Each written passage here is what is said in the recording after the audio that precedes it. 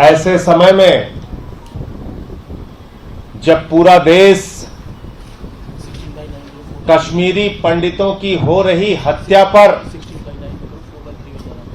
नृशंस वारदात पर, उनकी हत्या पर, आतंकवादियों के द्वारा उनकी जान लिए जाने पर चिंतित है, ऐसे समय में जब भारत की सरकार और उनके मंत्रियों को नींद नहीं आनी चाहिए कश्मीरी पंडितों की हो रही हत्या पर, पूरे देश का ध्यान बटाने के लिए, पूरे देश का ध्यान एक फर्जी, झूठे, निराधार, मनगढ़ंत मामले में डालने के लिए आज देश की केंद्रीय मंत्री को भारतीय जनता पार्टी ने आगे कर दिया। सत्येंद्र जैन पे झूठा, बेबुनियाद और निराधार केस उठाने के लिए। मैं पूछना चाहता हूं, 8 साल से जो ईडी सो रही थी, वो ठीक हिमाचल के चुनाव के पहले हिमाचल के इंचार्ज सत्येंद्र जैन को क्यों उठाती है? मैं पूछना चाहता हूं, 8 वर्षों में 7 बार अगर ईडी के सामने सत्येंद्र जैन जी पेश हुए तो उनकी एक बार भी गिरफ्तारी की जरूरत ईडी को महसूस क्यों नहीं हुई? और जैसे ही सत्येंद्र जैन हिमाचल प्रदेश के इंचार्ज बनाए जाते हैं, आम आदमी पार्टी की सक्रियता बढ़ती है। जैसे ही केजरीवाल जी की बड़ी बड़ी रैलियां होती हैं, एक झूठा, निराधार केस बनाकर जो पुराना मामला है उसमें सत्येंद्र जैन की गिरफ्तारी कर ली जाती है। आज जितनी भी बातें केंद्रीय मंत्री जी स्मृति ईरानी जी के द्वारा कही गई, ये सिर्फ इसलिए बार बार उठा रहे हैं कि देश में जो संवेदनशील मसले हैं, जिस मसले पर पूरा देश चिंतित है, जिन कश्मीरी पंडितों की हत्या से लोग पीड़ित हैं, दुखी हैं, उस पे देश में चर्चा न हो पाए। अच्छा होता अगर भारत की सरकार और उसके मंत्री इस वक्त कैबिनेट की मीटिंग करके यह योजना बना रहे होते कि आतंकवादियों का सफाया कैसे करना है, यह योजना बना रहे होते कि कश्मीरी पंडितों को सुरक्षा कैसे देनी है, यह योजना बना रहे होते कि कश्मीरी पंडितों की जान कैसे बचानी है। कश्मीर फाइल्स फिल्म बना के पूरे देश में रोने का काम करते हो भाजपाई हो, लेकिन जब कश्मीरी पंडितों की हत्या हो रही है खामोश हो। किसी एक केंद्रीय मंत्री का दुख भरा ट्वीट नहीं आया, शोक संवेदना का ट्वीट नहीं आया, सरकार की कोई चिंता नहीं आई। आज कश्मीरी पंडितों की हत्या, कश्मीरी पंडितों की सुरक्षा, कश्मीरी पंडितों के साथ हो रही आतंकवादी घटनाएं, यह पूरे देश के लिए चिंता का विषय है।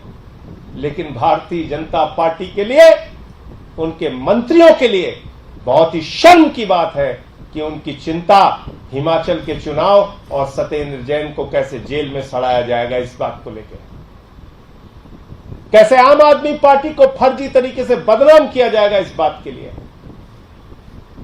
इसलिए मैं कहना चाहता हूं मोदी जी से और उनके मंत्रियों से, कम से कम इस वक्त जब पूरा कश्मीर जल रहा है, जब पूरा देश दुखी है, जब आए दिन कश्मीरी पंडितों की हत्याएं हो रही हैं, कम से कम ऐसे वक्त में तो जाग जाओ और कश्मीरी पंडितों की सुरक्षा की चिंता करो।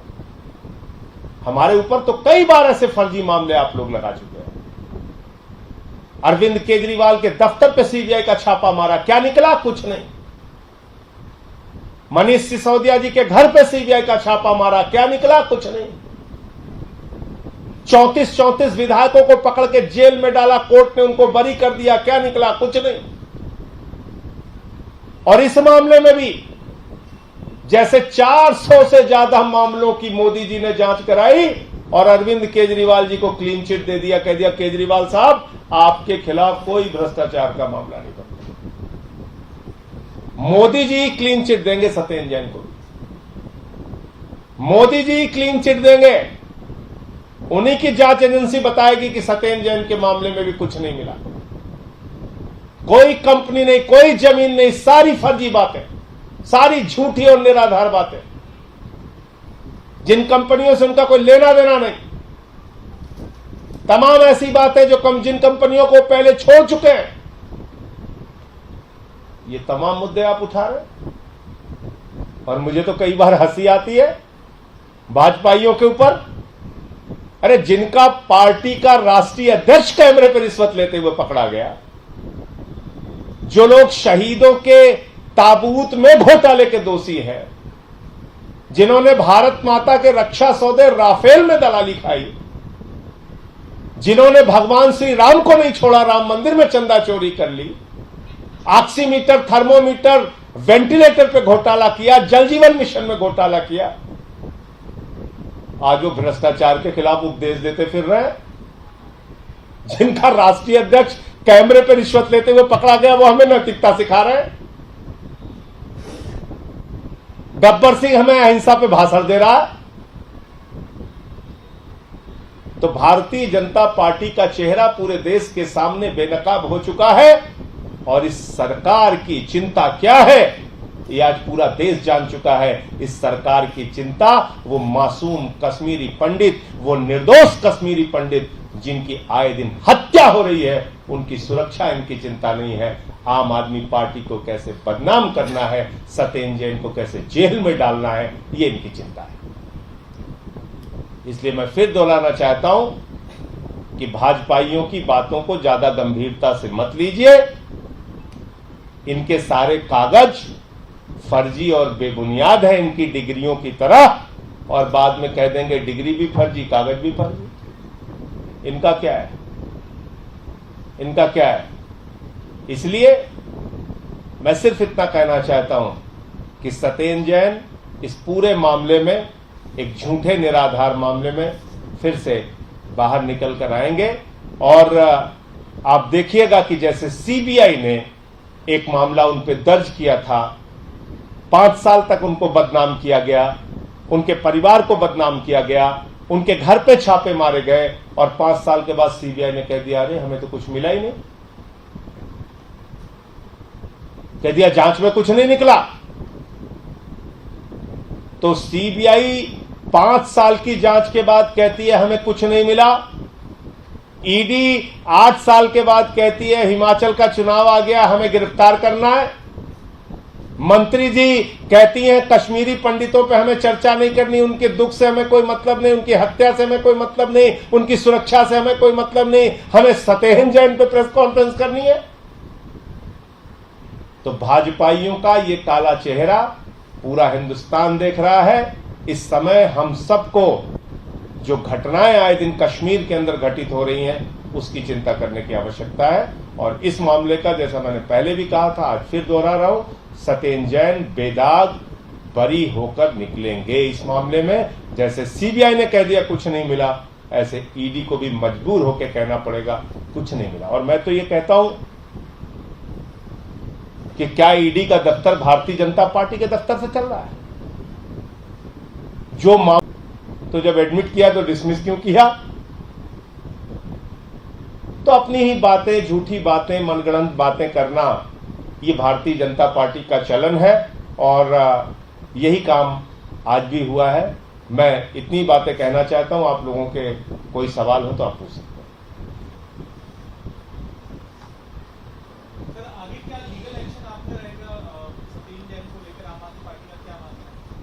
देखिए, न्यायालय में इस मामले की सुनवाई हो रही है और जो भी हमारा पक्ष है वो सत्येंद्र जैन जी के अधिवक्ता, उनके वकील, जमानत की बहस के दौरान भी उन्होंने अपना पक्ष रखा था। आगे भी जब भी न्यायालय की तारीख होगी, न्यायालय में अपना पक्ष रखने की आवश्यकता होगी। अब तो ये न्यायालय की लड़ाई है, वहां पे लड़ेंगे।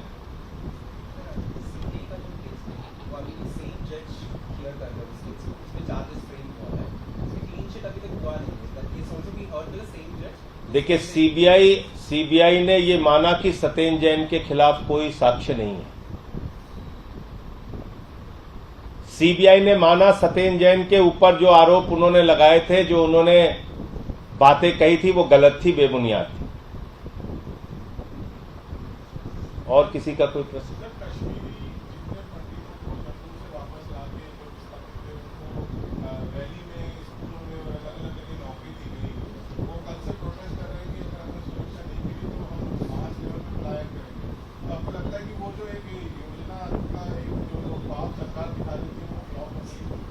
देखिए, ये भारत की सरकार और मोदी जी की सरकार की विफलता है।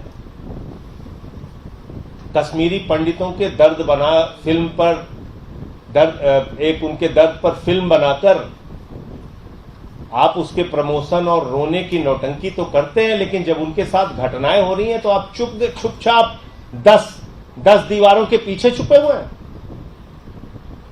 एक शब्द शोक संवेदना का कोई भाजपाई व्यक्त करने के लिए तैयार नहीं। इतनी बड़ी घटना पे एक अध्यापिका रजनी बालाजी का मर्डर हो जाता है, उसके पहले राहुल भट्ट की हत्या हो जाती है, आतंकवादी घटनाएं हो रही हैं और सरकार चिंतित है कि कैसे इसको बदनाम करो, कैसे उसको बदनाम करो, कैसे दूसरे मामलों को उठाकर इन सारे गंभीर मुद्दों को धकेल के पीछे करो। इसी काम में लगे हुए। धन्यवाद। नमस्कार, मैं हूं मानक गुप्ता। अगर आपको हमारा ये वीडियो पसंद आया हो तो इसे लाइक और शेयर जरूर करें और हाँ, हमें सब्सक्राइब और फॉलो करना ना भूलें ताकि आप देश और दुनिया की कोई खबर मिस ना करें। तो जुड़े रहिए हमारे साथ और देखते रहिए News 24।